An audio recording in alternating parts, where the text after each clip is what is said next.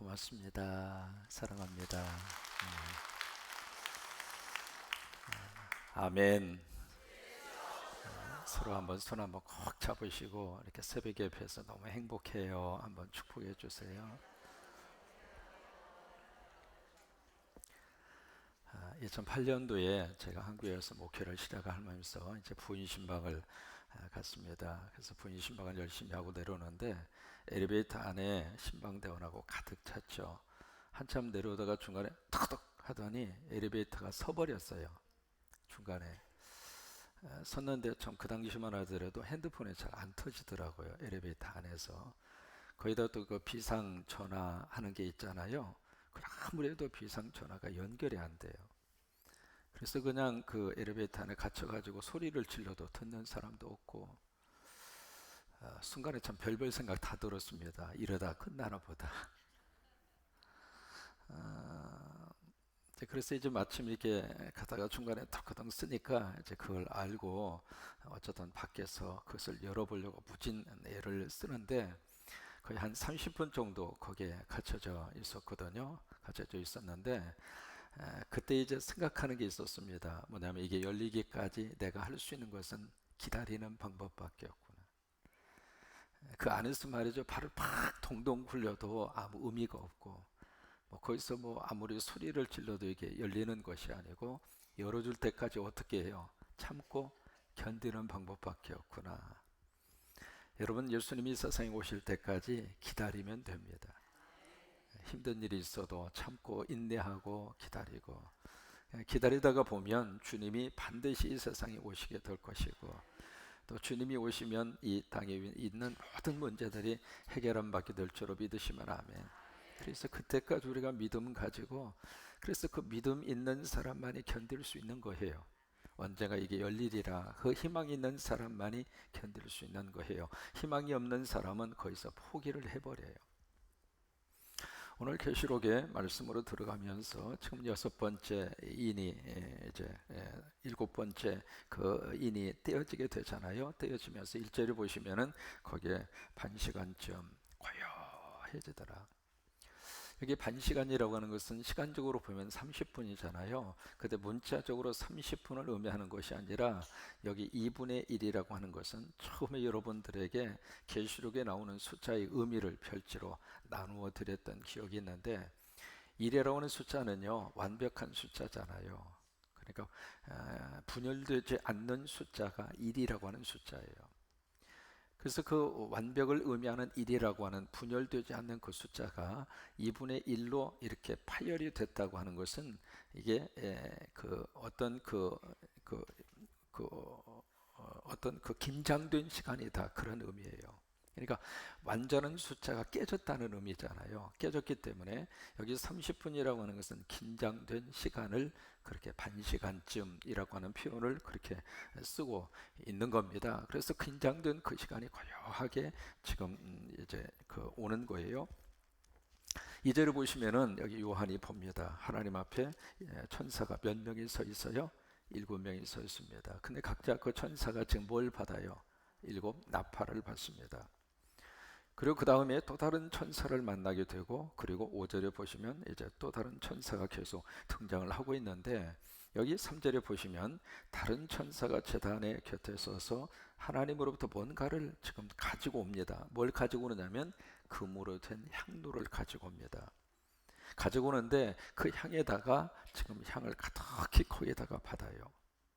받는데 그 목적이 있어요. 3절에 보시면 왜 이것을 받고 있느냐면 성도들의 기도와 합해서 다시 말해서 그 향기가 연기가 돼서 올라가잖아요. 올라가는데 그 향을 피워서 올라가는 연기만 올라가는 것이 아니라 그 연기와 더불어 뭐가 성도의 기도가 같이 합쳐서 보좌 앞 금제단에 드리고자 함이라.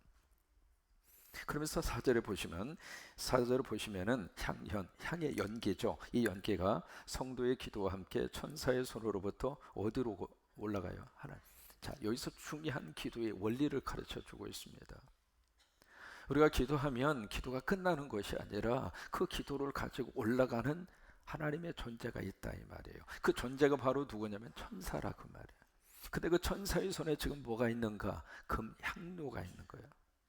금향료. 그러니까 금향료, 영적으로 이제 하나님께서 기도의 원리를 설명을 해 주시고 있는 거죠. 그래서 이 금향료에 이 향연이 올라감과 더불어서 성도들의 기도가 같이 하나님 앞에 올라가는 것. 왜 올라갈까요? 하나님 앞에 기도가 상달되는 거예요. 이게 상달되는데 이것을 가지고 천사가 부지런히, 여기서 우리가 주여 하면은 천사가 그것을 가지고 하나님 앞에 가는 거예요. 가지고 가서 하나님으로부터 응답을 가지고 다시 내려오는 거예요. 성도의 기도는 절대로 쓰레기 취급당하지 않습니다. 성도의 기도는 결코 하찮게 여겨지지 않습니다. 여러분들이 드리는 기도는 하나님이 받으셔요. 받으시는데 그 받으시는 도구로 쓰임 받는 사람이 천사라 그 말이에요. 천사. 그래서 루터가 참 기가 막힌 이야기 합니다. 한번 띄워줘 보면 좋겠어요. 루터가 그런 이야기 합니다. 뭐냐면 우리가 기도하느라고 바쁘면 천사는 기도와 응답을 가지고 왔다 갔다 하느라고 바쁘고, 또 하나 바쁜 존재가 또 하나 있습니다. 마귀는 방해하느라고 바쁘다. 그게 기도의 원리라고 하는 거예요. 그러니까 기도하면 천사는 너무 바빠요. 그것을 창세기 28장에서 누가 체험을 했느냐면 야곱이 체험을 합니다. 야복 강가에서 꿈을 꾸잖아요. 꿈을 꾸는데 하늘 꼭대기까지 닿는 사다리가 연결이 되고, 그 사다리에 하나님의 사자가, 참 그 표현 자체가 재밌습니다. 오르락 내리락입니까? 내리락 오르락입니까? 어느 쪽이에요? 오르락 내리락입니다. 왜 그럴까? 기도를 가지고 올라가는 거예요. 그러니까 하나님 앞에 기도를 가지고, 이 야곱의 꿈에 야곱의 그 기도를 가지고 천사가 올라가요. 올라가서 응답을 가지고 내려와요. 여러분, 새벽마다 드리는 기도 천사를 부려먹으시기를 바랍니다. 우리가 기도 안 하면은요, 천사가 놀고 먹어요. 할 일이 없잖아요.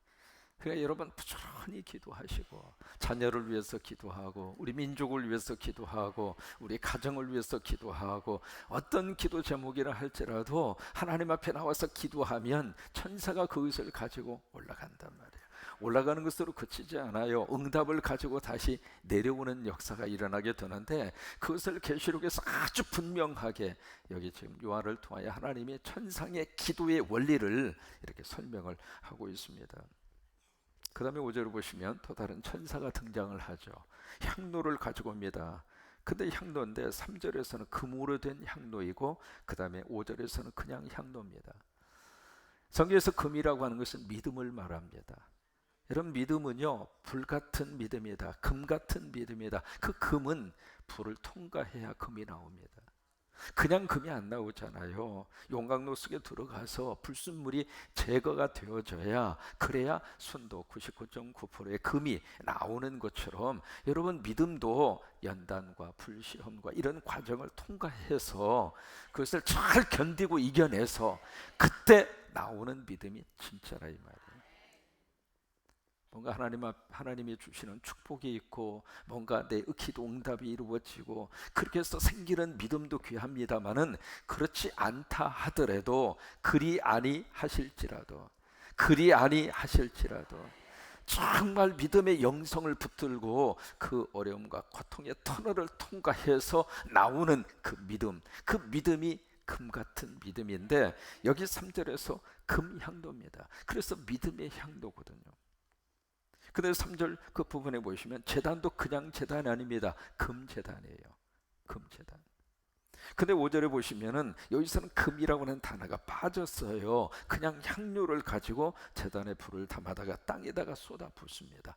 자, 보세요. 한쪽에서는 하늘로 올라가는 향연이 있고, 한쪽에서는 하늘에서 쏟아지는 불덩어리가 있다 이 말이에요.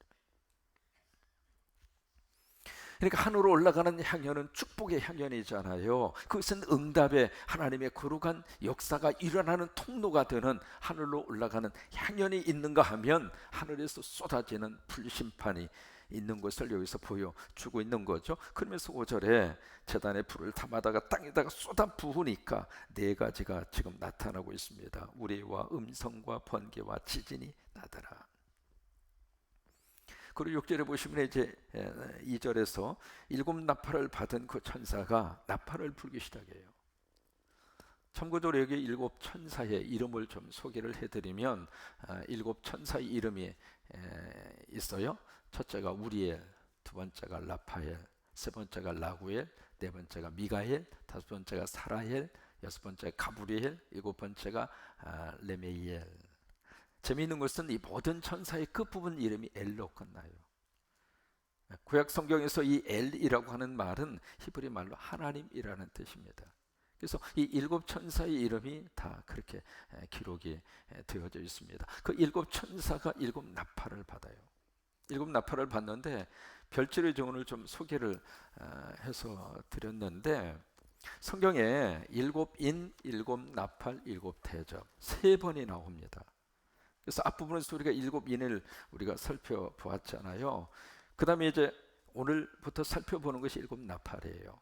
그 다음에 일곱 나팔이 끝나면 그 다음에 일곱 대접으로 넘어갑니다. 근데 이 세 가지의 것이 별개의 재앙이고 별개의 심판처럼 보이지만은 이것은 다 엮여 있습니다. 그러니까 일곱인, 그 다음에 일곱 나팔, 그 다음에 일곱 대접, 이 재앙들이 각기 서로 이렇게 얽혀져 있고, 전체적인 흐름으로 이렇게 봐서는 일곱 인과 일곱 나팔과 일곱 대접은 같은 재앙이에요. 자, 보시면은 일곱 인 재앙, 흰말, 붉은말, 검은말, 청황색말, 순교자의 영혼에 하나님께 호소함, 지진과 천체의 대혼란, 이게 여섯 번째 인까지 나오는 그런 재앙이잖아요. 그 다음에 일곱 번째 인이 떼어지는 순간에 나팔 재앙으로 연결이 돼요. 근데 이것은 그 다음에 일곱 번째 나팔 재앙과 일곱 대접의 재앙이 또 연결이 되는 것하고 똑같아요. 이제 이런 모습으로 이제 일곱 인과 일곱 나팔과 일곱 대접 재앙이 같이 맞물려져서 이 땅에 심판이 이루어진다고 하는 것을 보여주고 있는 거죠. 그래서 여기 일곱 나팔의 재앙, 그게 이제 여섯 번째 인이 떼어지면서 일곱 번째 나팔로 바로 그 첫 번째 나팔로 이제 이어지게 되는데, 참 보세요. 6절입니다. 그래서 이제 일곱 천사가 나팔을 불기 시작합니다. 불기 시작하니까 첫 번째 천사가 나팔을 불어요. 그래서 실제로 보시면 피 섞인 우박과 불이 하늘에서 나와서 땅으로 쏟아집니다. 땅에 쏟아지니까 땅의 3분의 1, 그 다음에 나무의 3분의 1이 다 타버리고, 그리고 각종 풀도 타버렸습니다.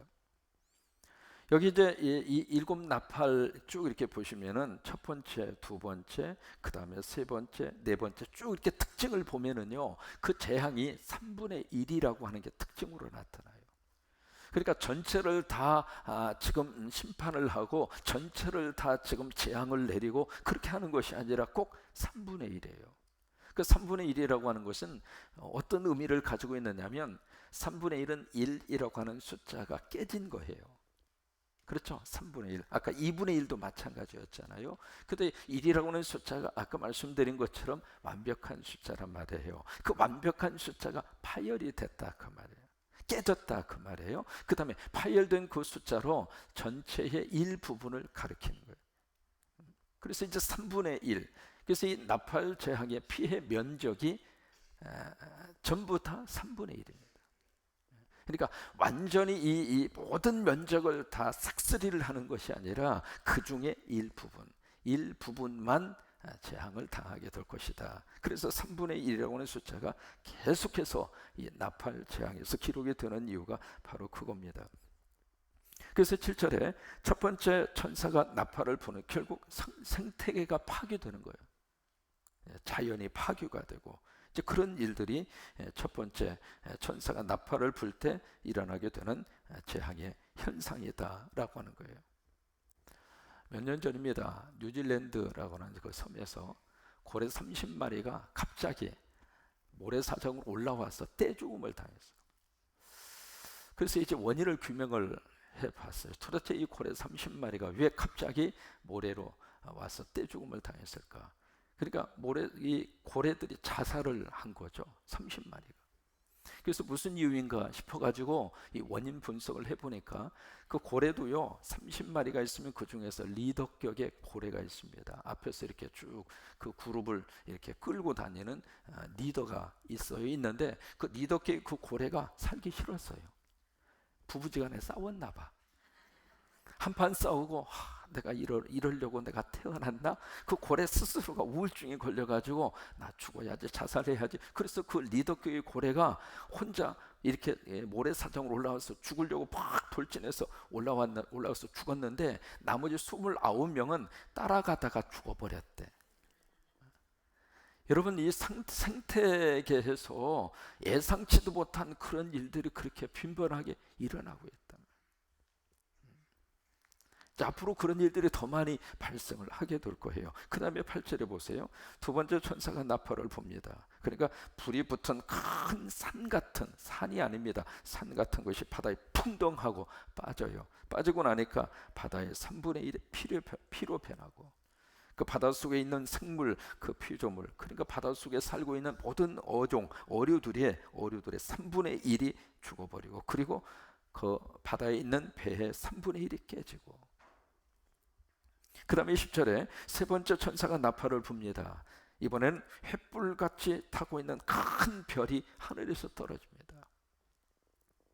이것은 우리가 여섯 번째 인이 떼어졌을 때에 천체에서 일어나는 재앙들이 있었잖아요. 그때 이제 하늘에 있는 별들이 마치 무화과 나무의 열매들이 땅에 툭툭 떨어지는 것처럼, 하늘에 있는 별들이 막 땅으로 떨어지는 것처럼 우리에게 보여주고 있는데, 바로 여기서도 마찬가지입니다. 이 세 번째 천사가 나팔을 불었을 때 거기에 횃불같이 타는 큰 별이 하늘에서 바다로 떨어지게 되는데, 11절을 보시면은 그 별 이름을 기록을 하고 있습니다. 쓴쑥이라.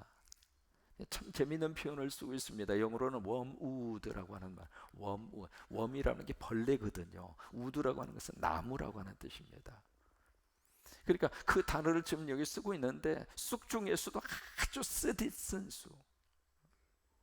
이게 이제 미국에서는 인디안 쑥이라고 그래요. 인디안 쑥이라고 그래서 쑥 가운데 아주 그렇게 쓴 쑥이 없어요. 근데 인디안들이 어떤 병이 들거나 어떤 그 몸에 이상이 있으면은 그 인디안 쑥이라고 하는 것을 끓여서 먹음으로 민간 치료 요법으로 썼어요. 저도 이제 인디안 쑥을 좀 찾기 위해서 어떤 그 병에 걸린 성도가 있어서 그걸 치료해 드리기 위해서 막 산으로 다니면서 인디안 쑥을 좀 채취했던 경험이 있는데, 그 조금 한 두어 뿌리만 집어넣고 끓여도요 마실 수 없을 정도로 그렇게 써요. 근데 그런 것처럼 여기에 그 별의 이름이 쓴쑥이라 그렇게 설명을 하고 있습니다. 그래서 물의 3분의 1이 쓴쑥이 되고, 그리고 그 물이 쓴 물이 됨으로 많은 사람이 죽더라. 여러분, 여기서 하나 기억나는 구약 성경에 사건이 있잖아요. 무슨 사건이에요? 마라. 이스라엘 백성들이 이제 애굽에서 나와서 갈증 속에서 막 지금 뭔가 물을 찾아 헤매다가 결국 발견했잖아요. 발견해서 딱 마시려고 하니까 어때요? 그 물이 쓴 물이에요. 그래서 그때 모세가 했던 말이 말하라, 쓴 물이다, 그렇게 이야기를 하잖아요. 그런 것처럼 이 물 자체가 너무 써서, 이것은 어떤 식으로 연결이 되느냐면 물 부족 현상으로 나타납니다.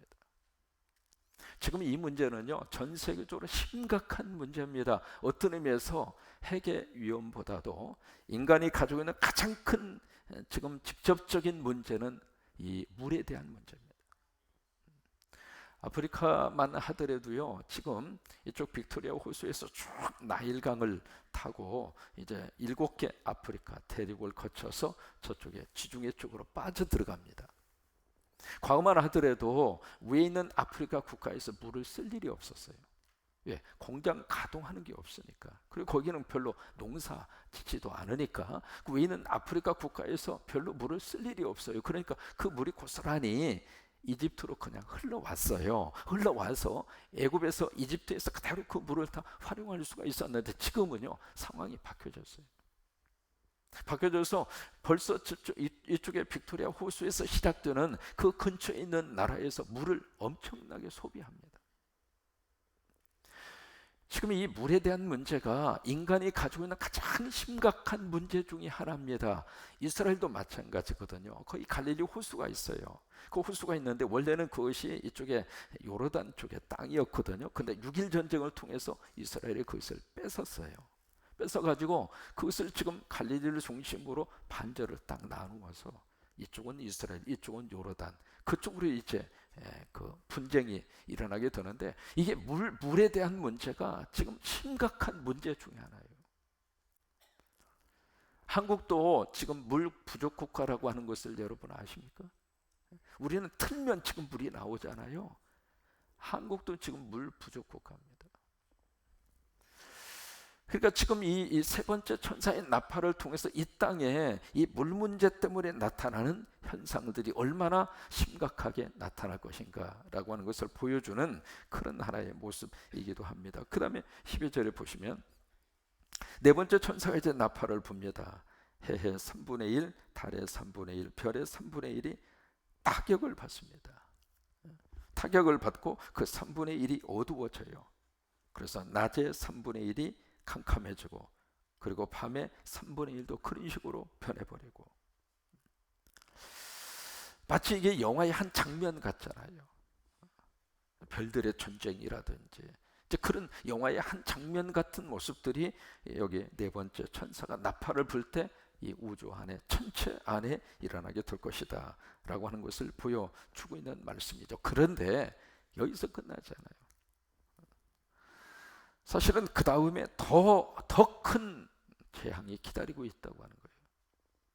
그래서 13절에 보시면 그렇게 말씀을 하고 있습니다. 내가 또 보고 들으니 공중에 날아가는 독수리가 큰 소리로 외치는 소리가 들립니다. 땅에 사는 자들에게 뭐가 있어요? 화. 그 다음에 한 번이 아닙니다. 몇 번이에요? 화.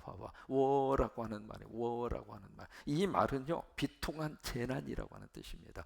그러니까 이 재난은 앞에서 언급을 하고 있는 그 고통과 재난보다도 더 비통할 정도로 견딜 수 없는 그런 화와 재난들이 지금 이 땅에 살고 있는 사람들에게 지금 그 임하게 될 터인데, 그것을 이제 지금 13절에서 이야기를 하고 있습니다. 왜 그럴까? 여러분, 지금까지는요, 마귀와 사탄이 등장하지 않았습니다. 그냥 재앙만 있는 것뿐이에요. 근데 다섯 번째 나팔이 울려 퍼지는 순간부터 마귀와 사탄이 등장합니다. 그러니까 악한 영이 등장을 해서 그 악한 영이 권세를 가지고 이 땅에 있는 사람들을 완전히 멸망과 지옥의 길로 끌고 간다 이 말이에요. 그러니까 그 전만 하더라도 마귀와 사탄이 등장하지 않았기 때문에 어느 정도 견딜 수 있었고 인내할 수 있었고 참을 수 있었는데, 이제는 악한 영이 들어와서, 그래서 다섯 번째 나팔이 울려 퍼지는 순간부터 이 마귀와 사탄이 등장을 해요. 그래서 그것을 내다보고 이 땅에 살고 있는 사람들에게 비통한 재난이 기다리고 있구나. 그래서 13절의 말씀을 우리에게 해주고 있는 거예요. 자, 보세요. 지금 이 계시를 통해서 하나님이 무슨 말씀을 해주시고 싶은 것인가? 그래요. 여러분, 이 세상 속에 희망이 있는 게 아니라고 하는 거예요. 우리는 땅에서 뭔가 희망을 가지고 싶지만은, 여러분, 궁극적인 희망은 땅이 아닙니다. 하나님에게 있다는 거예요.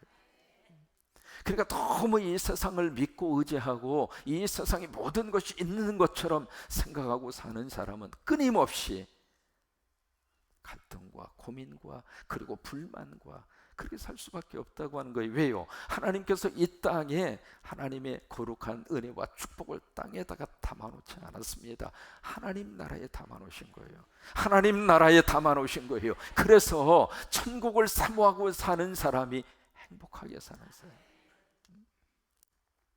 그러면 우리가 이 세상에서 허무주의로 살 것인가? 그걸 말하는 게 아닙니다. 그냥 세상이 망할 놈의 세상이니까 그래, 세상 그래, 영어로 말하면 캣세라세라, 그냥 허무주의, 그걸 말하는 게 아니에요. 또 이 세상을 마치 피해서 도피주의자처럼, 그래, 세상을 망할 세상이니까 우리는 세상 등지고 그냥 산속에 들어가서 우리끼리 그냥 편하게 먹고 살다가 그냥 죽지 뭐, 그걸 말하는 것도 아니에요. 오히려 정반대입니다. 내가 지금 이 세상에 살면서 하늘의 소망을 두고 오늘 하루를 성실하게 사는 거예요.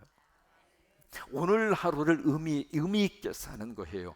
그러니까 예수님의 은혜 안에서 오늘 하루 기도하고 살고, 한 영혼이라도 생명을 구원하기 위해서 살고, 또 하나 직장이든 학교든 어디든 오늘 하루를 최선을 다하고, 왜? 그게 하늘의 소망을 가지고 사는 사람의 삶의 태도입니다. 이게 하늘의 꿈이 없는 사람은 이 세상을 자꾸 피하려고 그래요. 자꾸 이 세상에서 허무적으로, 허무주의적으로 그렇게 살려고 하면 아니에요. 하나님을 믿는 사람은요, 하늘의 것을 땡겨서 오늘 여기서 사는 거예요.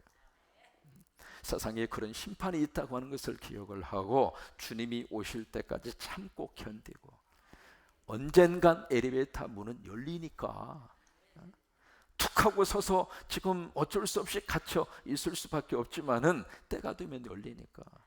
그게요, 딱 갇히는 순간 그때 이제 집사람이 나오지 않았었거든요. 와, 집사람 얼굴이 크게 생각나더라고. 근데 참 감사한 것은 어느 집을 신방하고 왔느냐면 거의 한 7년, 8년 정도 그 교회에 안 나오던 분이에요. 그래서 새로운 목사가 와서 부인신방 가면 좀 출석하겠다 싶어가지고 그 집을 간 거예요. 갔다가 내려오는데 엘리베이터가 서버린 거예요. 그래서 그분이 그 다음 주부터 교회에 나왔어요.